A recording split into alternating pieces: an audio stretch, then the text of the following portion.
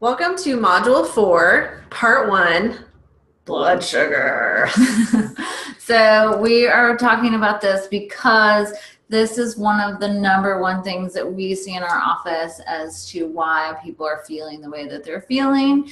So we're going to talk about, so as a reminder, it's all connected. So you have you, which includes your physical body, your mental body, your emotional, and your spiritual self. So mostly what we're focusing on today is your physical body, when that is your blood sugar. So how often are you hangry?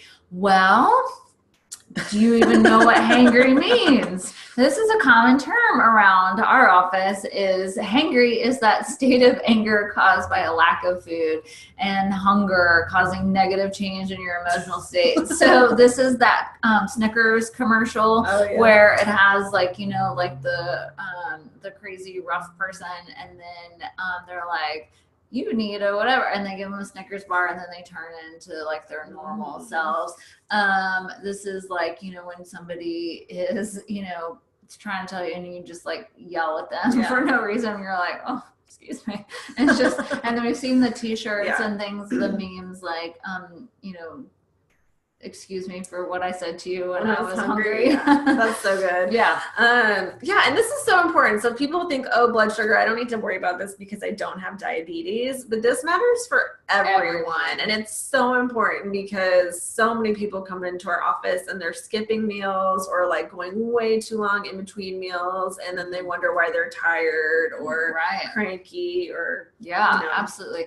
So one of the most important things, so blood sugar is important because our neurotransmitters, the way our brain works, the things that make us go, is dependent on blood sugar. Obviously, all of our muscles, like everything is dependent on blood sugar. Even if you eat a ketogenic diet, you are turning a form of fat to get converted over into glucose to maintain blood sugar. So, if you're eating a very high protein diet, you are still going to be using those substrates to convert over into glucose to be used. And so it doesn't matter if you're on the all carb train or the non-carb train, you're still converting these nutrients down into glucose. And so it's all about metabolism at this point, like the very fine biochemistry here. So our brain requires constant levels of blood sugar in order for everything to work properly. And this is why we start to feel the things that we feel, and why, you've seen, maybe you've seen exercisers just like suddenly just like, not have anything left to give. And that's just because their muscles ran out of. Like when you see a sprinter that just crumbles. Yeah, I mean, that's it, because they're done. Like they used up, that particular store of carbohydrates. And if you go online, you can find videos of people trying to finish, like elite athletes barely trying to finish like an Ironman race. And it is so hard to watch because they are literally like collapsing and trying to pick themselves up. And unless they ask for help, or they look like they're in immediate danger, people don't touch them like right away, because if they get touched, then they are disqualified. And so they have to like, they have all the goo, right? That's why they have all the goo, is to maintain that blood sugar. But it is the scariest. Like, it is so hard to watch them like crumble and try to get back up, and then crumble and back up. And that's their body completely running out of blood sugar. And good for them, but that's not me. So other things that you might feel when you have the hangries is you might feel shaky, nervous, and anxiety. The hangries, also the reason why is it spikes your adrenaline, your cortisol, and so in order to get blood sugar. So the body's like, okay, well, it goes into fight or flight mode, and it's like, okay, well, I know how to do this. I know how to get blood sugar. We have a mechanism for that. And so I'm going to spike cortisol and adrenaline so that way I can get some glucose. So, because I am clearly in a fight or flight mode. So I've got to get this going. It's a form of stress on your body. Yeah. And so if you're already living a stressful life, you're working all the time, you're at home with your kids, whatever you're doing, we're all stressed out, right? So if you're adding stress simply by like skipping meals or not eating enough, one, that's like a really simple fix that you can probably do on your own very easily. To reduce, cortisol, it contributes to weight gain. Stress contributes to weight gain. So it alters your hormones. Like, it's really not good. It causes leaky gut, which we're going to talk about. Some other things that you might feel is, associated with this hangry for sure is that irritability or impatience. And that's like the cornerstone of the definition of hangry. You might feel confused. People's heart will start to race. Some people actually feel nauseated when they're over hungry. Some people feel sleepy and might even have blurred vision. That can also happen with dehydration. I get headaches when I've pushed my hunger level too far. God, I'm getting hungry just talking about this. Or you might feel weakness or fatigue. And sometimes it's different. So some days I'll feel shaky. Some days I'll feel a little bit nauseous. And the nauseous is tricky because sometimes you guys might feel that in the morning, and that's why you skip breakfast. Yeah, and that is a true sign of just like chronic blood sugar issues. And so and that so perpetuates the problem is that if you feel nauseous in the morning and you don't eat, then that is blood sugar dysregulation. And that is when you need to just force yourself to eat protein, like within 30 minutes of waking up. And then eventually your body will relearn what it's supposed to do. And some people even have a lack of coordination. So let's talk on all this, but this is the roller coaster. And so you can see in the normal, there is, that blue line, and, we have this like nice, a little window of where blood sugar is supposed to ride in. And so there is supposed to be some ebbs and flows. We have a baseline, we eat a little bit, then it goes back down, our cells are going to use it, and then so forth. So this, it is supposed to have this normalcy to There's it. natural ups and downs. Natural ups and downs. But they shouldn't be ginormous spikes and ginormous dips. No. And so if you start on the left here, that's the morning, right? So the left is the morning. And so it's a fasting blood glucose. And so if you've ever had labs done and they say what it is, and so the labs are a little bit different, there's some functional range. And so I like blood sugar to be between 85 and like 95. Maybe 80 is pushing it. We want this like nice even thing.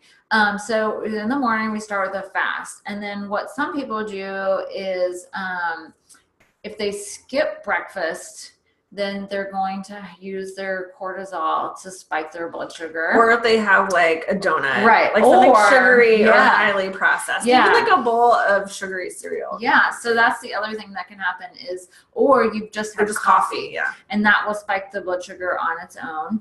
And then, or the high carbohydrate breakfast and that. And so then you like plummet back down and the body's like, oh yeah. And then it's got to resuscitate itself. And then you've had, then you like spike back up and you eat like a high carb meal or, and have more coffee and then that sort of thing. Mm-hmm. And then you crash back down and you're like, okay, well now I need my 3 o'clock fix to make it through the rest of the day. And then we have a snack that usually is like coffee or carbs or sugar or whatever. And then you crash back down and now it's time for dinner. And now you're ravenous at dinner. And you repeat this cycle, and you can see why this could be so dangerous for people. This is not okay. Yeah. So when you're really in those low dips on the bottom, either you feel the nausea or whatever, and you skip a meal and your body will naturally spike your blood sugar, or you're in that fight or flight mode, you're stressed out and your body just is trying to get the quickest fix possible, which is why you crave sugar and carbs. And so it just perpetuates those cravings over and over again. So it's so important to make sure that you're getting some protein, some fiber, high quality fats, mixed into everything that you're eating, because that's going to keep you on the kiddie ride. Right. Yeah. So unless you have, you're diabetic and your blood sugar crashes and you need to get it up immediately with like the orange juice or the candies and things like that, that's a totally different situation. But we're talking about like normal physiology, non-diabetic. Please, like, let's have some like normal, let's bring some the normal swings back to this. Can these highs and lows eventually lead to prediabetes? Absolutely. These highs and lows lead to inflammation, prediabetes, cardiovascular risk, cancer, actually, major sex hormone disruption. So whether or not you're going to go through perimenopause and menopause naturally, and then also for men, if men are going to go through andropause, because testosterone does decrease over time, just like it does for women, estrogen decreases. So they go through the same thing. So these insulin and blood sugar spikes affect both men and women, how we are going to have, what our risk is for osteoporosis, cancer, diabetes, cardiovascular risk. So super important. And also Alzheimer's. So Alzheimer's and dementia is actually being shown, we call it type 3 diabetes. So it does affect the brain as well. So make food your friend. Yeah. So we ain't joking around, folks. This is not for vanity reasons. Nope. This is for your health, and we want healthy people to have healthy communities so the world could be a better place. So stop being hangry. So the new truth, 3 p.m. caffeine and sugar is not the answer. We know so many people that do this, and really we have to talk ourselves off the ledge sometimes. Yeah. And so, it's like, let's have some normal snacks. If you need a 3 p.m. snack, that's totally fine. Choose something that is not the quick fix. Please just choose like nuts or fruit or, a piece of toast with some peanut butter on it. Anything that's just not caffeine and sugar. Someday Beth and I will quit drinking coffee. Today is not the day. Today is not the day. But we don't do afternoon caffeine. And one thing that we see a lot is people come in and they're like, oh, I have 2 to 4 cups of coffee a day, and then they're also on sleep medication because they can't go to sleep. Right. So their circadian rhythms are very disrupted, and so sugar and caffeine very much contributes to that. And it's just the truth. So it's the truth. Yeah. And some of this also depends on, the people that are able to have espresso with dinner and go right to sleep, and the people that are going to be up until, dawn breaks. It's because we have we are genetically wired to metabolize coffee, normal, fast, or slow. So there you have it. So we want to focus on balance, and this is balance of macronutrients, protein, carbs, and fats, so that way you can balance your blood sugar, because we need all of those things to balance our blood sugar. And also we want to balance the meals out. So I know that people are interested in intermittent fasting and things like that. It has its time and its place, but for the most part, we want people to have, a balance of blood sugar where, if you're a fast metabolizer, you might need snacks between your meals. I'm not necessarily a snacker unless I'm super active or have like a lot going on and my brain is needing the extra energy. Or if I realize my meals are going to be spread out. Yeah. So if I eat like an early lunch and I know I'm not going to have like dinner until then late. Totally gonna have a snack. Yeah. So we have to have like a balance between like what our day's needs are, and so that way we can balance blood sugar. Mm-hmm. And that means to be consistent. So consistency. And it's such a boring, unsexy word. So unsexy. But let me tell you, this is how we get our goals, is we have to be consistent with the body loves consistency. It likes to know what's going to happen. It likes to know. That's how it feels safe. It does. It feels safe. When we go back to the fight or flight response, it's like if your body knows that there's always food coming, it's just going to be like, we're safe. We don't have to release all these crazy hormones that put us in fight or flight. Yeah. And so it's just, we want to avoid that. Life is stressful enough. We don't need to get that from not eating food. Right. So we want to be consistent on eating for blood sugar and for balance. I have a real quick thing that I forgot to mention in here. The other aspect and this is really important, and I don't want to forget to tell you guys, is that the other component of this blood sugar roller coaster is when we've had a really high carb lunch or something and we get tired after we eat. So when we get tired after we eat, it usually means one of two things. You've either had too much volume of food for your body to handle, but most of the time it's that you've had more carbs than your body can handle at the time. So if we have normal blood sugar balance, we have hunger, but we're not having the states of feelings of low blood sugar. We just have hunger. We eat, but our energy level stays the same. We should not have like a crazy spike in energy, nor should we feel like we need to go take a nap.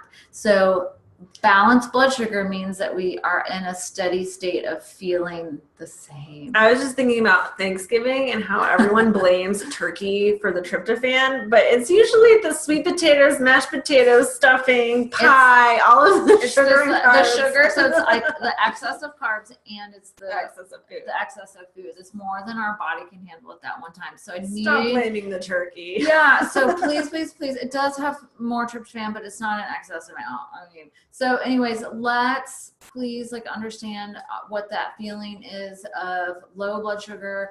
High blood sugar is usually that feeling of needing to take, like you're either overexcited or you feel like you need to take a nap after you eat. And you just have to start listening to your body. What does feeling full feel like? Yeah. What does feeling hungry feel like? And what does having low blood sugar feel like? And also what does just feeling, for me, full is like, are we feeling full? Are we feeling no longer hungry? Yeah. So I usually get that trigger of like, oh, I'm no longer hungry. But then you still have this whole delicious food. You're like, what do I do? Yeah. Give yourself 5 minutes and see where you are. But yeah, so this is super important. If you have any questions about this at all and you need for me to reiterate this, please go to the Facebook group. Sorry, let's get back here. I just really love it. Remember that. Yes. Okay. Important. So the journaling question is, how might the blood sugar roller coaster be impacting your physical and emotional self? Mm-hmm. So like think about like, do you have fatigue after meals? Do you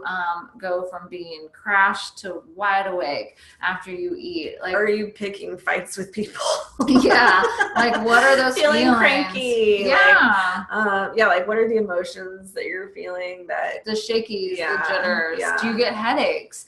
Do you have problems sleeping? Let's think about all these symptoms that you're not sure about, and let's see if any of them can be pointed back to blood sugar. And some of them are also due to dehydration. So sometimes let's think about like if you feel hunger but you've recently eaten, think, am I dehydrated? Because sometimes we confuse hunger with dehydration. So if you've had like a normal meal and you're feeling hungry, drink some water first, and then if that isn't it, then it is hunger. But let's think, let's also think sometimes too, when we're not being mindful, going back to module 1 in slow eating, if you also are like, I feel hungry, I know I just ate a huge meal. Oh yeah. And maybe it's because you weren't really like paying attention to that meal. And so sometimes I'll just like go back and be like, no, I had these like 2 tacos and guacamole and like whatever. And then I'm like, okay, no, you're not going to die. You just ate.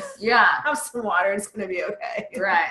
Absolutely. Yeah. That happened to me yesterday. I remember I was like, I'm still hungry. Drank some water. Nope. Actually still hungry. Ate something else.